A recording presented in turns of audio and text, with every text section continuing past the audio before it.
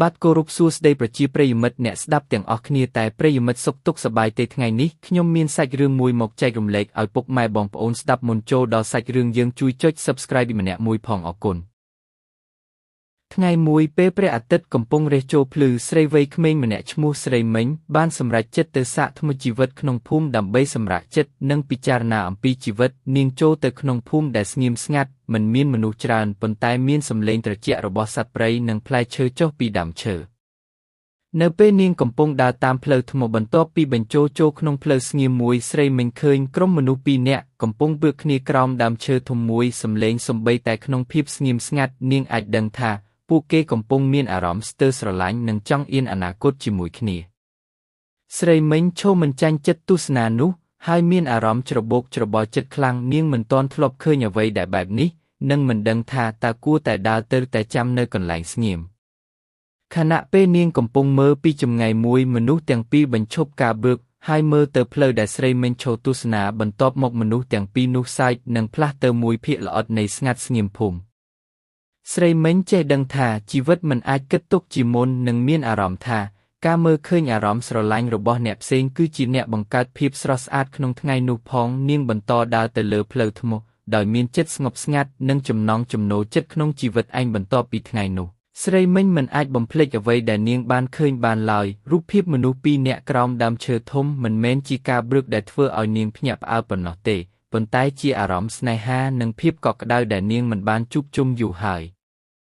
ថ្ងៃបន្ទាប់នាងត្រឡប់ទៅសាកថ្មជីវិតម្ដងទៀតដូចជាមានអ្វីមួយតាក់ទាញបេះដូងឲ្យទៅផ្លូវថ្មនៅតែស្ងៀមសំឡេងខ្យល់បក់តាមស្លឹកឈើធ្វើឲ្យចិត្តនាងស្ងប់ស្ងាត់នៅកន្លែងដើមនាងបានជួបបុរសម្នាក់ឈ្មោះវិសាលមនុស្សដែលមួយថ្ងៃមុនបាននៅក្នុងហេតុការណ៍នោះ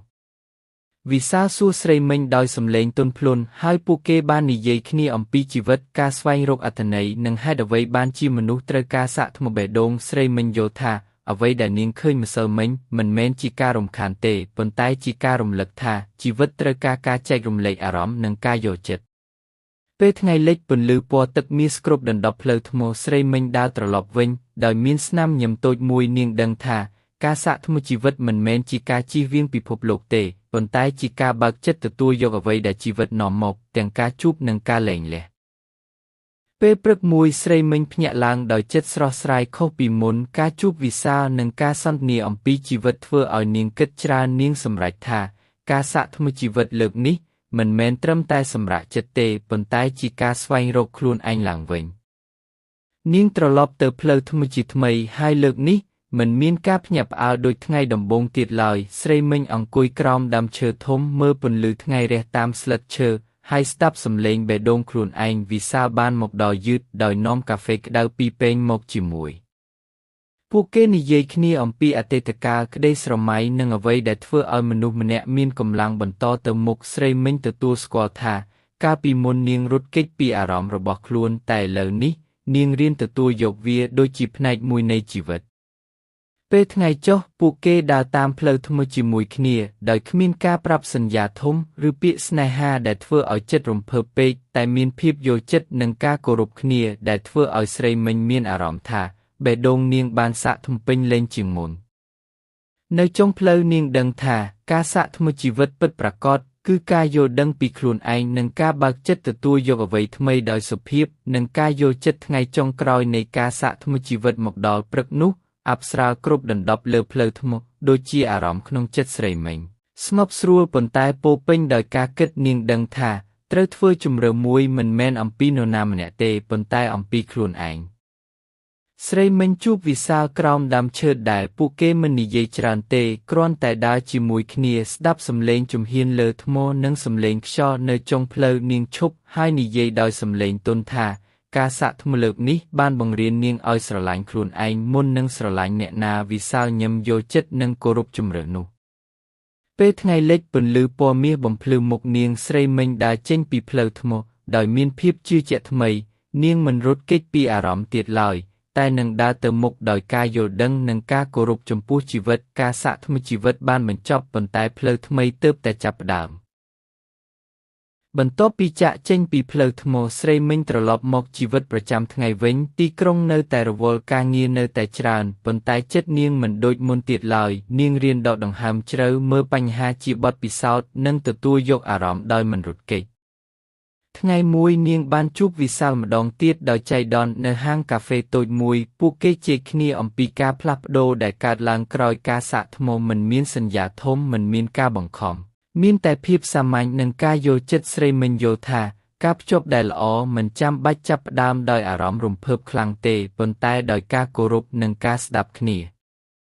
ពេលល្ងាចនាងដើរតាមផ្លូវដែលពោរពេញដោយភ្លើងទីក្រុងហើយគិតថាគូស័កថ្មជីវិតគឺមិនមែនជាកន្លែងណាមួយទេប៉ុន្តែជាវិធីរស់ដឹងពេលណាត្រូវឈប់ពេលណាត្រូវទៅមុខនិងពេលណាត្រូវថែរក្សាបេះដូងខ្លួនឯងនាងញឹមតិចដោយដឹងថាផ្លូវថ្មីកំពុងបន្តហើយនាងមានកម្លាំងគ្រប់គ្រាន់ដើម្បីដើរវាខណៈពេលថ្ងៃកន្លងផុតទៅស្រីមិញចាប់ផ្ដើមសង្កេតឃើញការផ្លាស់ប្ដូរតូចក្នុងខ្លួនឯងនាងមិនទាន់ហៅវាស្នេហាមិនទាន់ហៅវាជោគវាសនាទេប៉ុន្តែវាជាភាពសុខសាន្តមួយដែលនាងមិនធ្លាប់មានរាល់ព្រឹកនាងចាប់ផ្ដើមថ្ងៃដោយការស្ងប់ស្ងាត់មិនប្រញាប់មិនបង្ខំចិត្តខ្លួនឯងដូចមុនទៀតវិសាលនៅតែជាមិត្តដែលនាងអាចនិយាយបានគ្រប់យ៉ាងពេលខ្លះពួកគេជួបគ្នាដើរលំហែក្នុងសួនឬអង្គុយស្ងៀមមើលថ្ងៃលិចគ្មានសំណួរថាគឺយើងជាអ្វីគ្នាមានតែការយល់ថាការមានគ្នានៅក្បែរគឺគ្រប់គ្រាន់សម្រាប់ពេលនេះ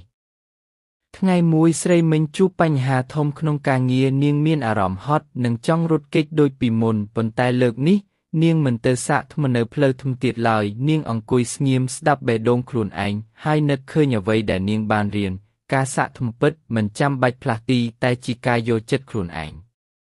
ពេលយប់មកដល់ស្រីមិញសរសេរកំណត់ហេតុតូចមួយជីវិតមិនអស់ថ្មទេបើយើងដឹងថាត្រូវថែវាយ៉ាងដូចម្ដេចនាងបិទសៀវភៅដកដង្ហើមជ្រៅហើយញឹមភាគថ្មីនៃជីវិតមិនមានសំឡេងរំភើបប៉ុន្តែមានភាពពិតនិងស្ងប់ស្ងាត់ហើយនោះគឺជាថ្មដែលសាកបានយូរបំផុតពេលវេលាមិនរងចាំនរណាម្នាក់ទេមួយខែបន្ទាប់ពីថ្ងៃដែលស្រីមិញមានភាពស្ងប់ស្ងាត់ក្នុងចិត្តការផ្លាស់ប្ដូរធំមួយបានមកដល់ជីវិតនាងក្រុមហ៊ុនបានផ្ដល់ឱកាសឲ្យនាងផ្លាស់ទីទៅធ្វើការនៅទីក្រុងផ្សេងឱកាសដែលអាចធ្វើឲ្យអនាគតរបស់នាងរីកចម្រើនប៉ុន្តែត្រូវបោះបង់ភាពស៊ាំនឹងមនុស្សដែលនាងទើបតែស្គាល់អត្ថន័យស្រីមិញស្ទើរតែត្រឡប់ទៅផ្លូវថ្មក្នុងចិត្តវិញស្ទើរតែចង់រត់គេចប៉ុន្តែលើកនេះនាងមិនធ្វើដូចមុនទេនាងជួបវិសាលនិងប្រាប់អំពីជម្រើសនោះដោយស្មោះត្រង់វិសាលស្ដាប់ដោយស្ងៀមស្ងាត់មិនទប់មិនលើកទឹកចិត្តឲ្យនៅឬទៅគ្រាន់តែនិយាយថាអ្វីដែលធ្វើឲ្យអ្នកធំឡើងគឺអ្វីដែលគួរជ្រើស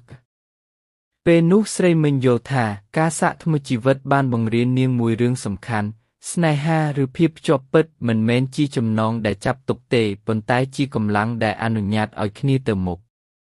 យប់នោះនាងឈរមើលទីក្រុងពីបង្អួចបេះដូងស្ងប់ប៉ុន្តែពេញដោយការសម្រេចចិត្តមិនថានាងជ្រើសផ្លូវណានាងដឹងថាខ្លួនឯងបានសាកថ្មពេញលេញហើយព្រោះនាងមិនខ្លាចជម្រើសទៀតឡើយព្រឹកមួយស្រីមិញយកលិខិតសម្រេចចិត្តដាក់ក្នុងកាបូបនាងបានជ្រើសរើសផ្លូវថ្មីទទួលយកឱកាសការងារនៅទីក្រុងផ្សេងមិនមែនព្រោះនាងរត់ចេញពីអ្វីមួយទេប៉ុន្តែព្រោះនាងចង់ទៅរកអ្វីដែលអាចធ្វើឲ្យខ្លួនឯងរីកចម្រើនជាងមុន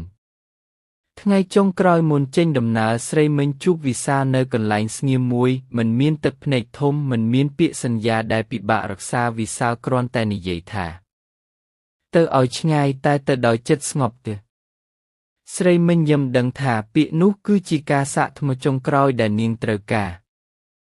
នៅថ្ងៃធ្វើដំណើររថយន្តចេញយឺតពន្លឺព្រឹកបំភ្លឺផ្លូវមុខស្រីមិញមើលទៅមុខមិនមើលថយក្រោយដោយការសោកស្ដាយទៀតឡើយនាងដឹងថាផ្លូវថ្មនោះមិនបាត់ទៅណាទេ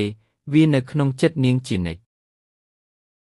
ទីក្រុងថ្មីមិនស្ងៀមដូចផ្លូវថ្មទេសំឡេងរថយន្តមនុស្សប្រញាប់ប្រញាល់និងភ្លើងពណ៌ស្រស់បំពេញជីវិតស្រីមិញរៀងរាល់ថ្ងៃដំបូងនាងមានអារម្មណ៍ឯកោតែជ្រៅក្នុងចិត្តនាងដឹងថានេះជាផ្នែកមួយនៃការលូតលាស់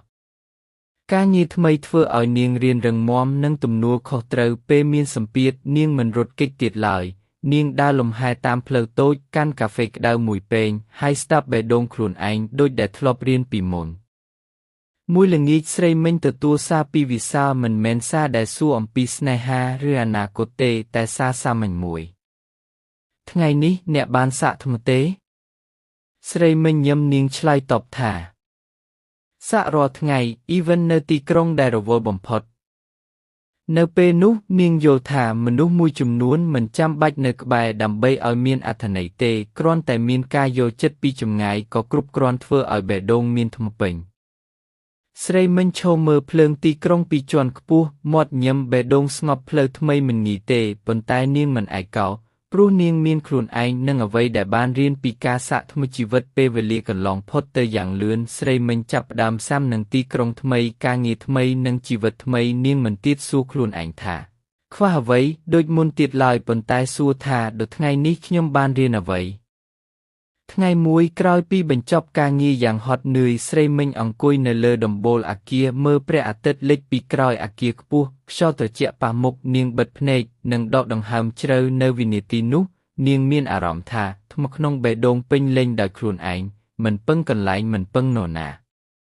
វិសាលនៅតែជាមនុស្សមួយរូបក្នុងជីវិតនាងតាមរយៈសារខ្លីនិងការលើកទឹកចិត្តពីចម្ងាយតែស្រីមិញដឹងច្បាស់ថាទោះមានឬគ្មាននរណាម្នាក់ក្បែរក៏នាងអាចឈរបានដោយខ្លួនឯងនាងសរសេរកំណត់ហេតុចុងក្រោយមួយបន្ទាត់ខ្ញុំមិនត្រូវទៅណាដើម្បីសាកថ្មទៀតទេព្រោះខ្ញុំបានក្លាយជាប្រភពថ្មសម្រាប់ខ្លួនឯងទេ